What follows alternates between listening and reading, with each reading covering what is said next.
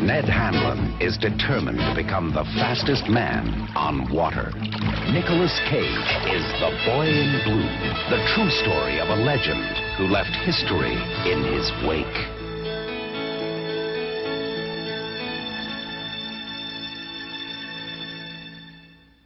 The Boy in Blue was one of Nicolas Cage's earliest starring roles.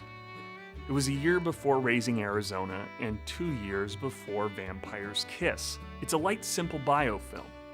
This was before Cage started exploring his inner cage. Nick plays Ned Hanlon, a famous Canadian rowing champion in the late 19th century. The film was directed by Charles Jarrett, who unfortunately passed away in 2011.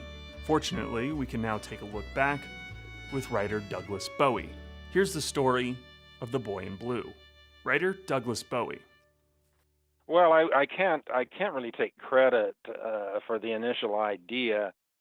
There was a producer-director in Canada named John Trent who somehow got a deal to do 3 features, all historical, all featuring sort of sporting themes and historic sporting heroes, but based on real stories. And he had heard about me, and I had a bit of a reputation by that point, and had offered me one of these. And I don't know what happened to the other 2. I don't think they ever, maybe they got written. They certainly never got produced. But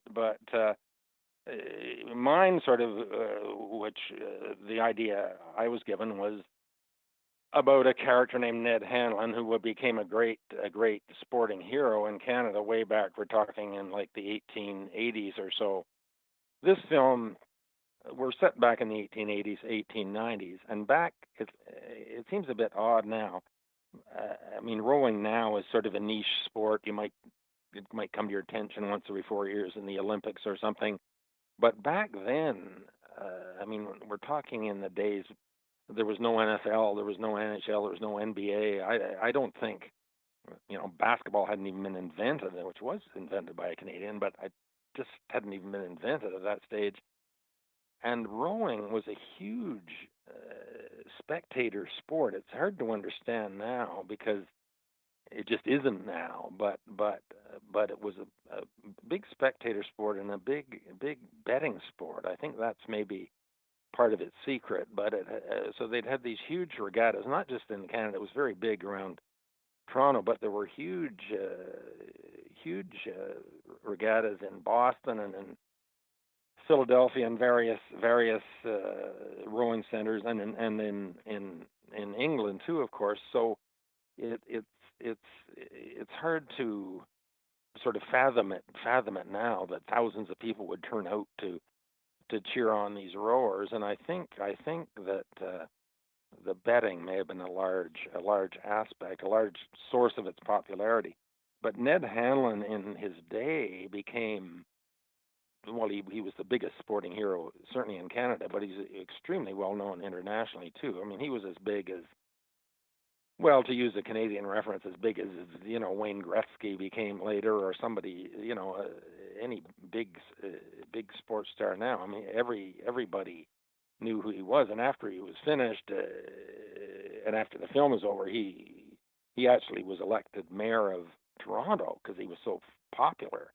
But so to say that rowing is more, I don't think it's more Canadian than it is American than it is anything. I just think it was big everywhere back then, and it just now it's not in Canada or the States, or I think the Oxford-Cambridge boat race is still a big deal and that kind of thing, but it's not that it's still popular in Canada and not in the States. I think it's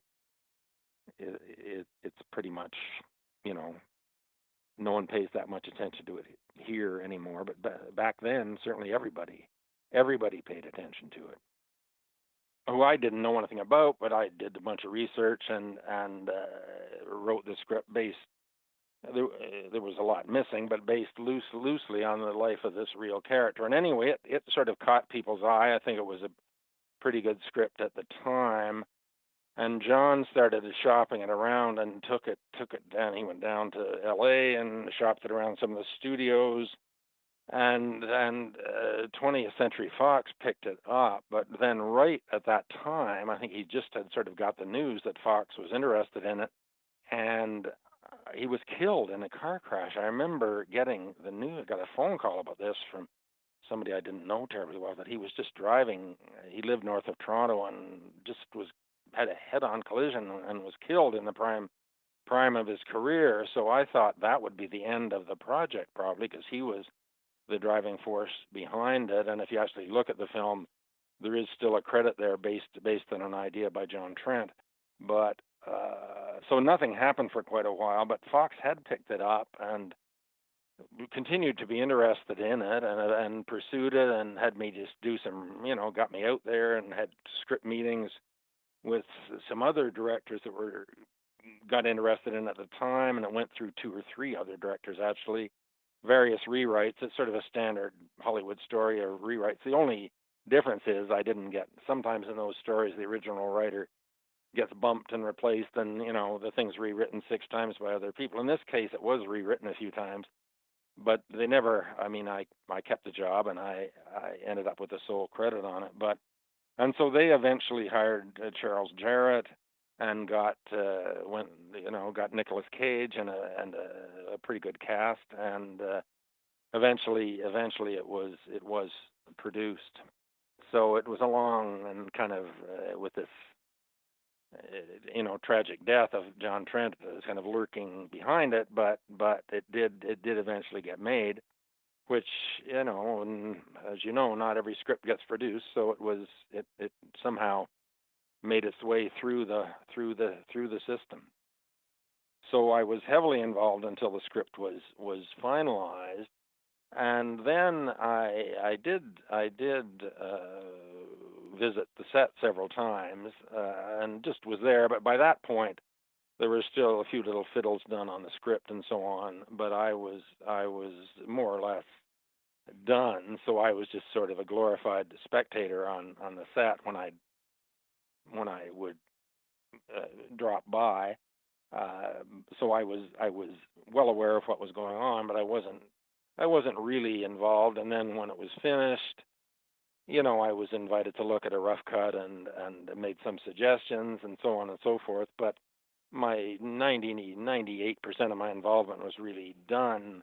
It was a pretty elaborate production, and all these sets and costumes and extras and big scenes, and it's exciting to see that it's coming to pass, because, as you know, lots of projects you work on never get to that stage. So I appreciated the fact that it was being produced, but they were more, as I say, just sort of, I wasn't really doing any work anymore, so I'd occasionally make a little suggestion or something like, well, how about this or how about that, but pretty minor. So they were more just out of interest, really. But there was no, I was always welcome. It's not like now you're the writer, get lost. They were always, come whenever you like, and so on and so forth. And I got to know Nick Cage a bit, and he was very friendly. He was just at the beginning of his career then.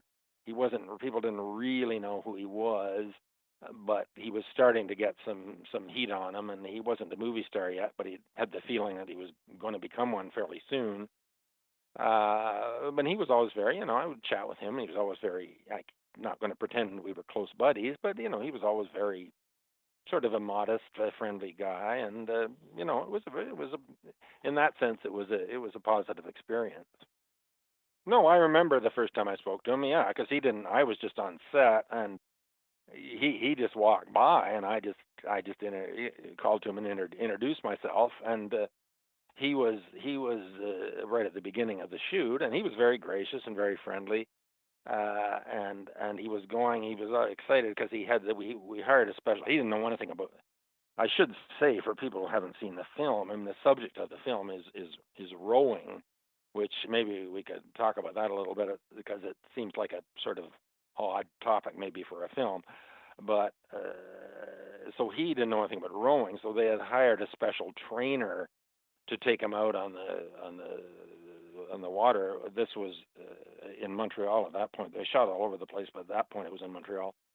and there's a canal there where he would practice his rowing. So he was talking to me mostly about rowing. Oh, I'm going this. I got to meet so and so, my rowing coach, and I really think I really got into this rowing, and I think I'll keep after we finish this film. I'm going to take up rowing as a hobby. I don't think he ever did, but that's mostly what he was just sort of excited about the learning this new skill sort of thing. And it's tricky. I mean, those if you've seen the film, those racing shells are very tippy and narrow things, and a certain amount of abilities required just to get in one of those things without falling out. So anyway, he became quite good at it, I think, and looks in the film looks like somebody who knows what he's doing. But a lot of time was spent with him when he wasn't shooting on a day or had some time off. They'd immediately get him out to work on his rowing. So that's what he seemed excited to talk about. Got the poster in front of me here, and exactly, he looks like a bodybuilder in the thing. Yeah, I've got that picture in front of me, and it's I don't actually even remember that from the film, that shot, but although there were a bunch of workout training scenes in the montage and stuff in the film, but this one, maybe it's in the lighting and and he looks drenched in sweat. Maybe it's slightly exaggerated, but certainly there's no doubt that he was in fabulous shape for the film. There's no doubt about that. Now, whether he was like that anyway or whether he got like that for the film, I simply don't know. But he was very keen on doing the film. There's no doubt about that. He wasn't difficult to work with at that point. Maybe he became more so a little bit later, but I'd have to check, or you could have. But this was, again, early in his career, and I don't know whether I wasn't privy to any private meetings he might have had with the director or whatever, but I don't remember him being difficult at all. I remember him being friendly and cooperative and not sort of having any airs of a movie star or anything. And I don't remember him questioning anything in the script. To me, he may have. There were a bunch of changes. As I said, there was an elaborate sort of rewriting process, but I don't think he'd been hired at that point. So I don't think some of those changes necessarily came from him. So the short answer is I don't know, but I think he was at the time pretty happy with it all. And not if he had developed a reputation for being difficult to work with, which I'm not saying he did, but I certainly don't think it was in evidence on the Boy in Blue.